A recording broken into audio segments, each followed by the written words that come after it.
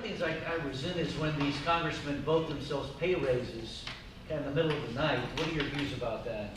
And address the pay, because I think it's too much. I think we need to drive it down. They need to abide by the rules that we have. They don't need their own health program. They don't need their own pension plan. They need to participate with the rest of the citizens do. Everybody heard the question? Do we give equal treatment?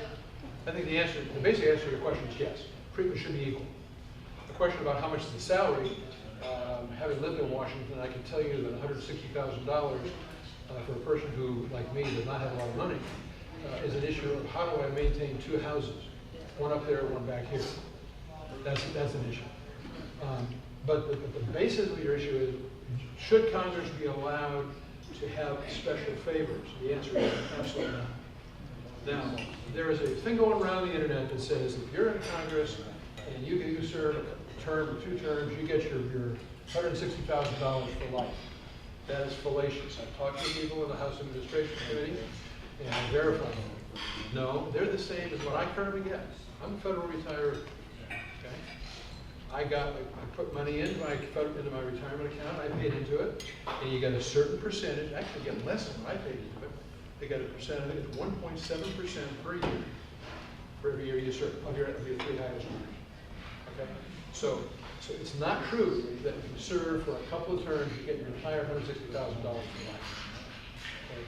And the congressmen get the same retirement system that every other federal employee does. Now, you can argue whether the federal employees have a better deal than anybody else does. That's a different issue. But they're treated the same way as everybody else. Appreciate it. Okay? Any other questions? On that question, because when you see the Constitution, only a U.S.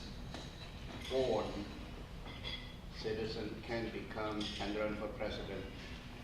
Right. Is that, how do you stand on that? Since you were talking about now not U.S. born, not be automatically citizen. No, what I was saying was that if you are born, the way I think it should be, is if you are born to parents who are here illegally, you should not be considered a citizen of the United States. That's not the way the current law reads. The current law reads under the Constitution. It says if you're born here, regardless of who your parents are, or whether they're here illegally or not, you are a citizen. So that's the current law from the Constitution. So I would change that to say that if you're here legally, your parents are here legally and you're born here, then you would be a U.S. citizen. But if they're here illegally, they would not be. How do we get Obama? I don't know whether it's fact or fiction whether he was born here or not. You can't believe everything you read and see on the internet. Well, but my question was, let's say U.S.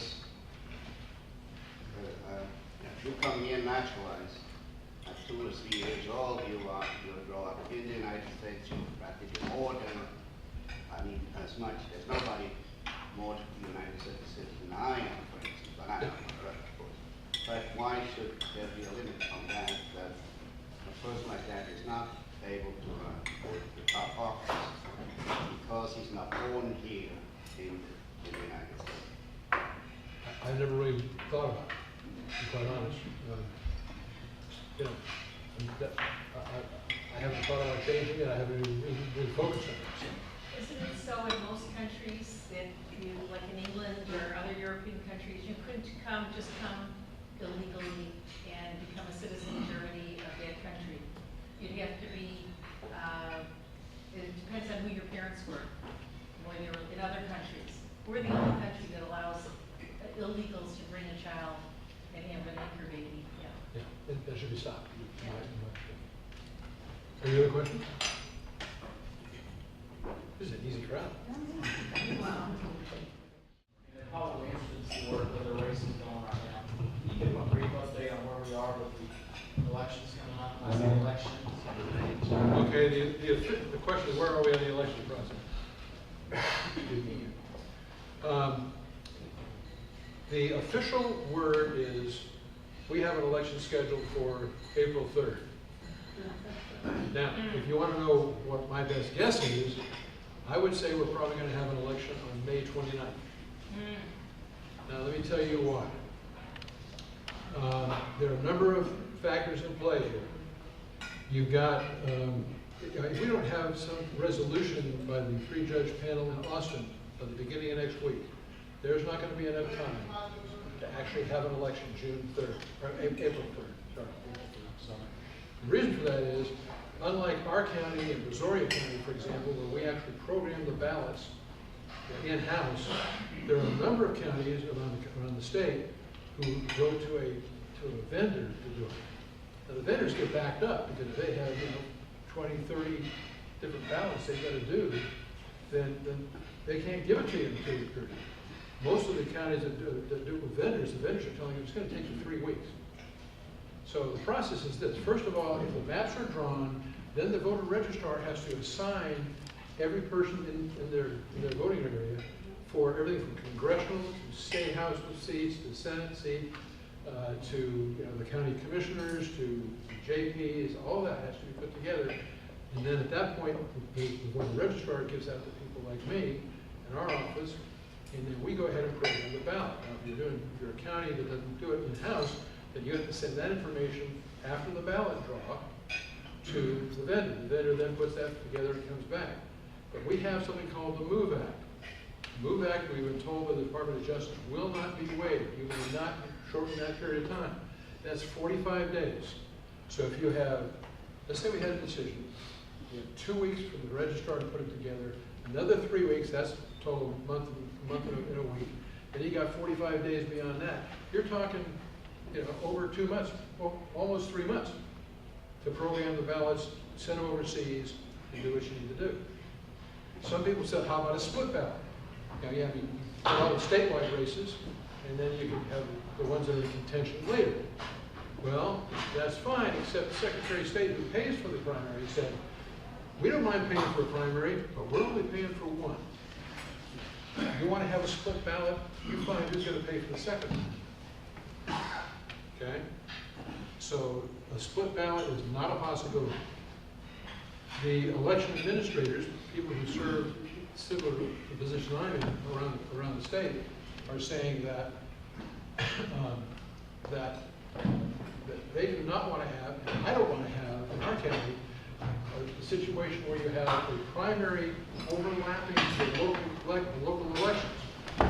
And some people remember last May where we had the common election and it was all kind of confusion, so where do you go vote? Can you imagine what would happen if you had a statewide primary that would overlap the local elections? It would be a disaster. In some counties, like Harris County, they've got so many precincts, they're not even handling local elections, but others are. And it's a question of how much equipment is available, can you get it all programmed, can you get, in many cases, the workers are the same people. So, one person can't be in 2 different voting locations at the same time in one election. So you put all that together, and it looks to us, my counterpart in Brazoria County and myself, we are saying that if it doesn't happen in the first part of the next week, we expect that the actual election will take place at the earliest May 29th. Now that's a guess.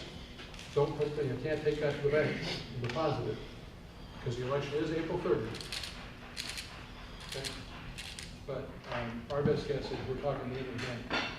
Now that creates a problem for the parties, both Republican and Democrat, because they have lots of money tied up in conventions the end of the first week of June. And if we have an election on the 29th, by the time you canvass out and do all that, then you have to do a caucusing, the district caucus, and the senatorial district, and then you have to have the state convention. There's not enough time to do that. So all that money they've spent is going to be lost. And you can't just pick up a venue and say, well, we're going to do it 3 weeks later, same place. You can't do that. Right? So the parties are going to lose out if that happens. Does that help anybody? So the state convention is supposed to be in early June? The state convention, if I'm not mistaken, it starts the 6th or the 7th of June. And when's the national, Good. Republican convention? That's what I'm talking about, the statewide convention, the Republican and Democratic Party. And when's the national convention? The national convention, I'm not sure. End of August. August, is it sometime in August? August 27th through 31. In Tampa, in Orlando. Thank you. Okay?